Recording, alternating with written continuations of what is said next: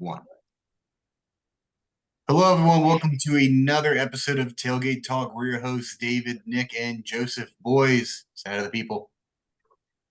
Hello, people. Howdy. So we've got lots and lots to talk about here as the NCAA basketball season continues. Nick, I know you put in a request that we got to talk about the ACC officiating over the weekend. So go ahead and the floor is yours. Give us your thoughts. Joe, you can chime in as an unbiased outsider once Nick is done with his rant. The fact that handing the ball to an opposing player, you're underneath the basket, you catch the ball, and you hand the ball to the other team to put the ball back into play. Joe, do you have a problem with that? No, it's one thing if it's Well, aggressive, but if it's no, not aggressive, I mean, I'm not calling it. I could see why the ref might call it, but that's petty. it wasn't aggressive at all. It was just literally here, I caught the ball. Here you go, right?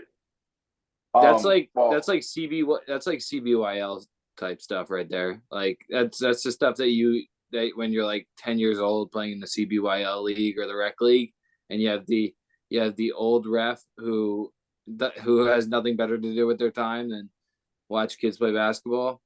Um, that's like that petty type stuff right there.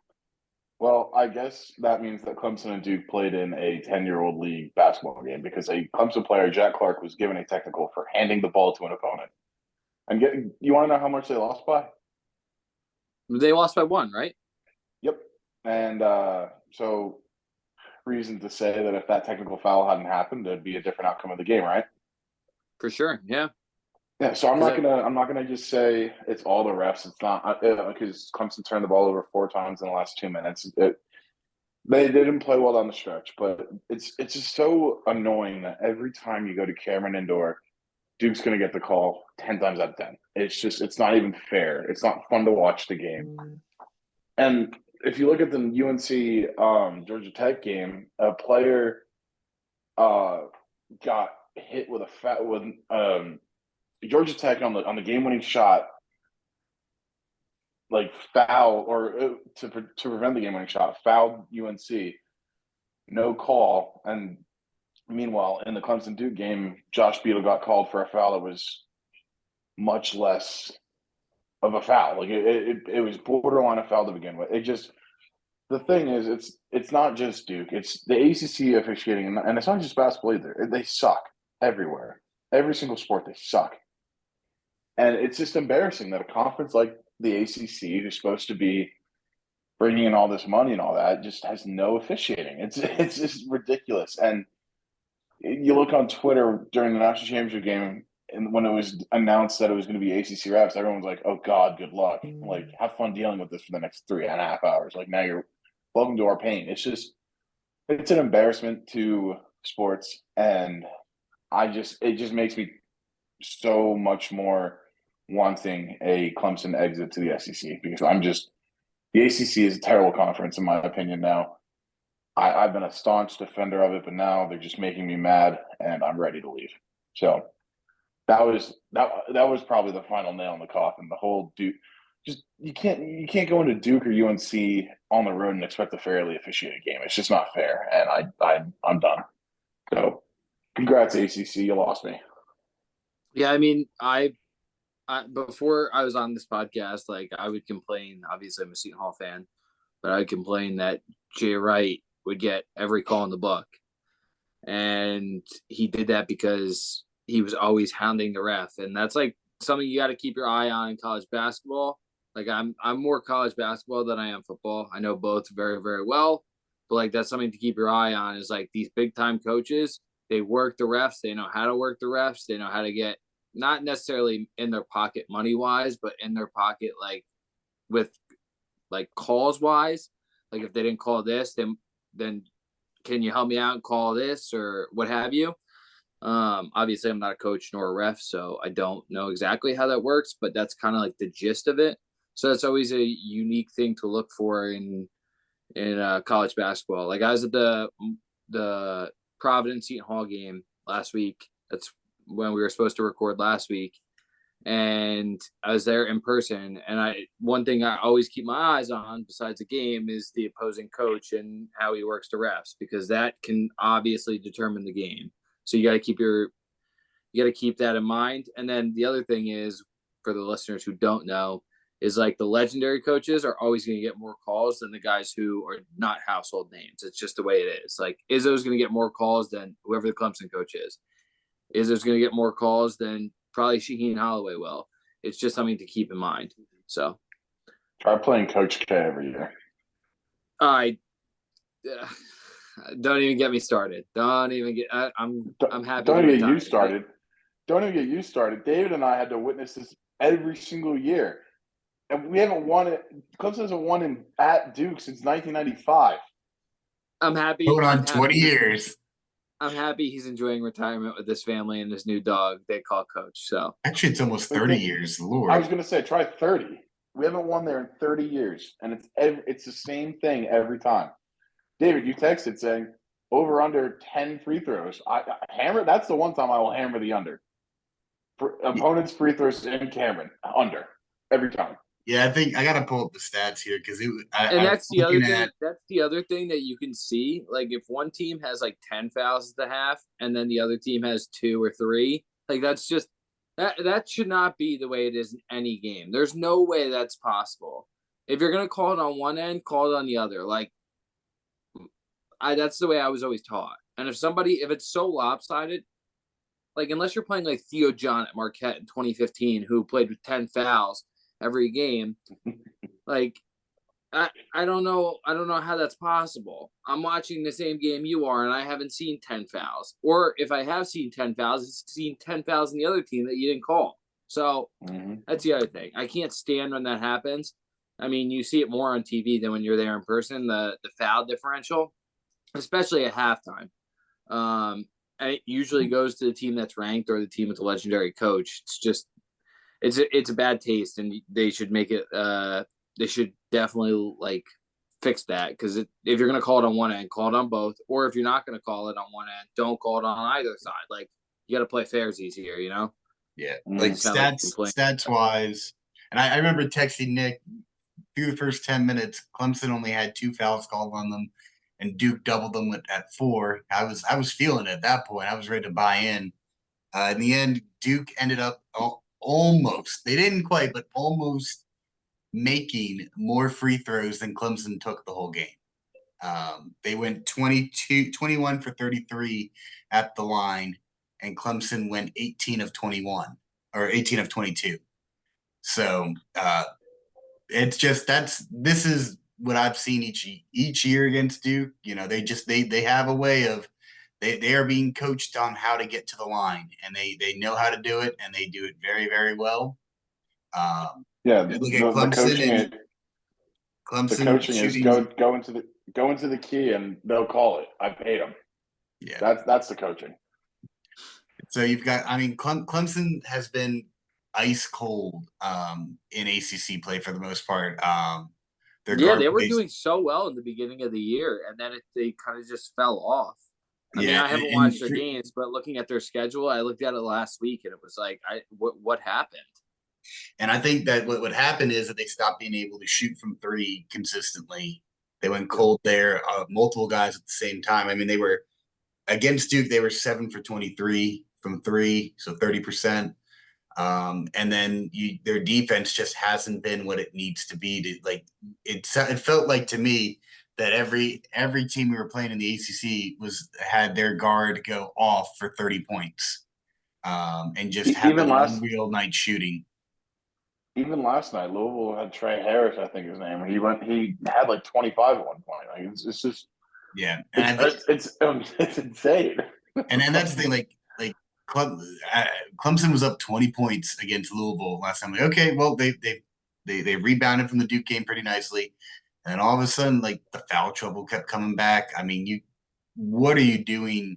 Allowing that's a Louisville team that has no business being in a 6-point game at the end of that game. There's no business. That's like that Louisville team themselves was in foul trouble the whole night, and somehow with all of that, Clemson somehow let them back into the game.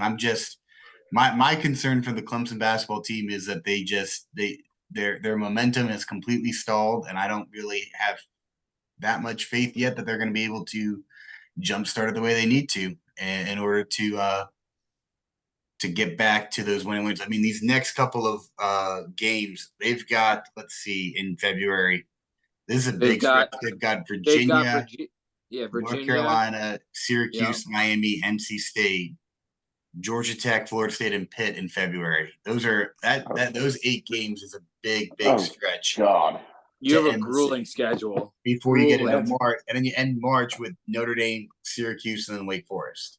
And it's at Chapel Hill. Oh, God. And then you have the ACC, the ACC tournament, and that's going to be in Brooklyn, far away from wherever you guys are from. And that's the thing. Like with the way that the conference record has gone, they are not going to be that high of a seed in the conference.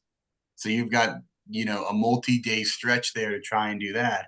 And right now, the only saving grace for the Clemson basketball team is their net ranking is insanely inflated because of the teams that they were able to beat early in the season. Alabama's a big win. South Carolina's turned into a big win. Like those wins that they had out of conference are keeping them in the March Madness discussion. And I don't buy that. I don't buy that net shit. I used to, but I can't seem to find an accurate ranking anywhere online.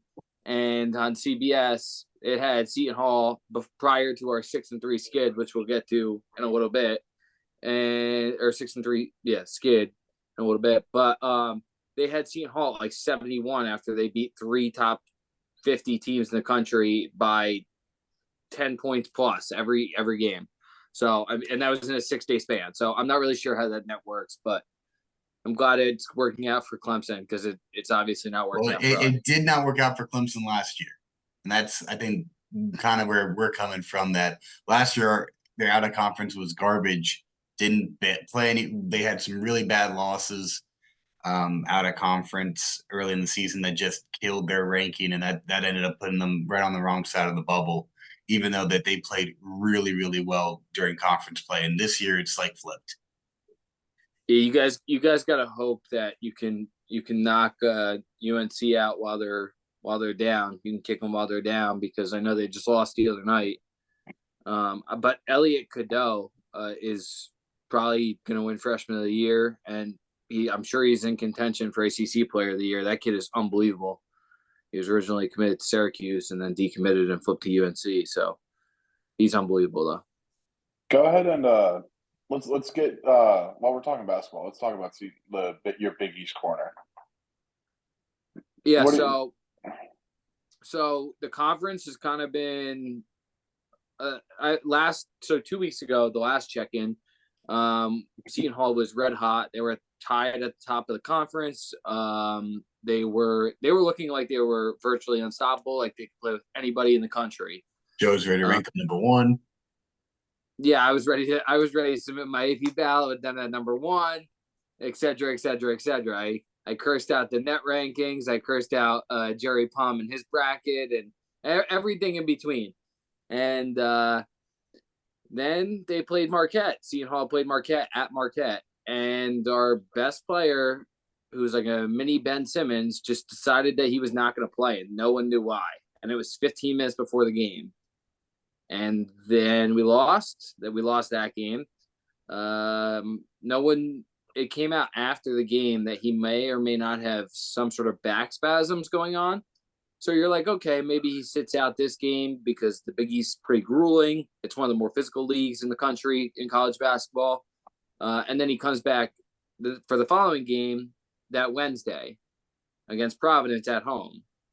And he didn't play there either. And we lost by 15. We lost by, I think, 8. And then we played, I forget who we played on Saturday, but we lost again on Saturday, and it was just atrocious. Like I turned the game off because it was so bad. Like it was not even close. And like I was talking to my buddy the other day, the stats when Kadari plays, that's this guy's name, Kadari Richmond, when he plays, we're averaging 85 points a game. When he doesn't play, we're averaging 69. So Nice. we're not going to win a Big East game. And then I see rumors that he may or may not want NIL money allegedly. I have no idea, but that's not a way to do it if that's the case. I know he did play against DePaul, but he came off the bench. He only scored 6 points. But like I said to David before we started the camera hot, if we lost to DePaul last night, we should have been relegated from Division I college basketball as a whole. Like, no one should lose to DePaul. That team has no morale. They haven't gotten a good recruit since I was born. They spent $200 million on facilities that no recruits want to use, and they haven't had a winning season since they joined the Big East. So thank God we beat DePaul by, I think it was 45. But hopefully that gets us back on track, because we have no cakewalk of a schedule either towards the end of the year. Upcoming, we have Georgetown, which is probably going to be a win. I want to get to them next, by the way. Remind me. We have at Villanova, which is not going to be – that's not a cakewalk. We have Xavier, who's been playing tough, at St. John's, who's a good team. We'll beat Butler, and then you got number 13 Creighton at Creighton. You have number 1 UConn in Connecticut, and then you have Villanova and DePaul at home to finish. So you got a rough stretch, and now is the time to finish. So I hope Kadari figures out whatever he's got going on, because we need him now more than ever. Otherwise, we're a French tournament team, and we all know how that's going to end up. Syracuse is going to want to get in the bid from the ACC, and Seton Hall is going to be sitting in the NIT as the number 1 seed, which doesn't matter. So in other news, in the Big East corner, January 27th was a big day. We had Providence and Georgetown. Georgetown returning to Providence. Big news there is Ed Cooley was the former coach of Providence. He decided to leave a program where he had everything, all the recruits, all the donors, everything he needed. He was a hometown boy there. He grew up in Providence, Rhode Island. And then he left for a Georgetown team that couldn't buy a win in the last 3 years. They had 2 seasons where they went completely defeated in Big East play, and he couldn't buy a win now. So Providence did win that game, but that was a big thing. I know Providence booed him as soon as he walked out there in pregame, and continued to boo him until he left. I think he needed a police escort out of there because they were ready to burn him at the stake. So hopefully, I wish nothing but the best to Ed Cooley and Georgetown. I hope that he can restore that prominence, but I know Providence fans were not having it. I know that they were very angry with him, so hopefully he figures it out. That was a very good Big East corner. David, I got a question.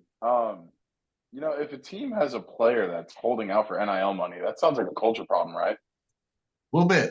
I don't know. That's rumors. I said allegedly. Wait, Joe. I'm asking David. So, David, if you were a fan of a school that allegedly had a kid hold out for NIL money, wouldn't you be pretty embarrassed? Oh, I'd be sticking my head in the sand. Dude, that's crazy. It could be worse. Hey. I'm talking to David. It could be worse. Talking to me. Nick, ACC. Nick, continue on. So, David, yes, Seton Hall frauds? Are they frauds? They might be, Nick. It sounds like they might be. At least a 20-point swing kind of fraud. Well, I guess that makes all 3 of us then, because Clemson's not doing so hot either right now. Hey, I'm talking Nick here. And that was college basketball. Oh man. So with that, we got a little bit of college football news to bring up. We've got some developments going on with the with my favorite defensive team. What great news! They found their new OC. They're to pioneer them into the future of scoring exactly 16 points a game again. So the sicko mode will continue. The unders will continue. Go Hawkeyes. That's ridiculous. Okay, here's the stat. Kirk Ferentz took 3 months. So this is from Roger Sherman on Twitter, by the way, or X, whatever you want to call it. Kirk Ferentz took 3 months to hire an offensive coordinator and settled on a guy who got fired after finishing 127th out of 131 teams in offensive SP plus in 2022. Impossibly funny. You couldn't make it up. What's the point of even making a change? Just keep your son. If you're, could you imagine being his son right now, being like, "Hey, I got fired for not fulfilling my roles as an offensive coordinator. Oh, let me get replaced by one of the worst guys in the biz at my job." Like I would be like, "Dad, what the hell?" But I'm kind of regretting giving you that for Christmas. It's just for a program that produced George Kittle, Noah Fant, Sam Laporta. It's just, dude, how are you this bad? There's so many TJ Hawkinson. There's so many great talents on that team, and they just can never put it together.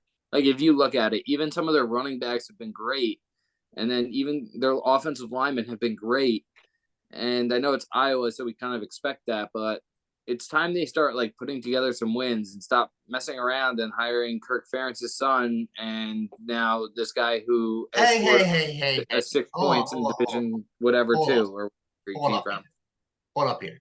You're talking about the Iowa Hawkeyes that I think how many wins did they have? 9, 10 this year? Made the Big Ten championship game. Put some respect on that name. Let's go.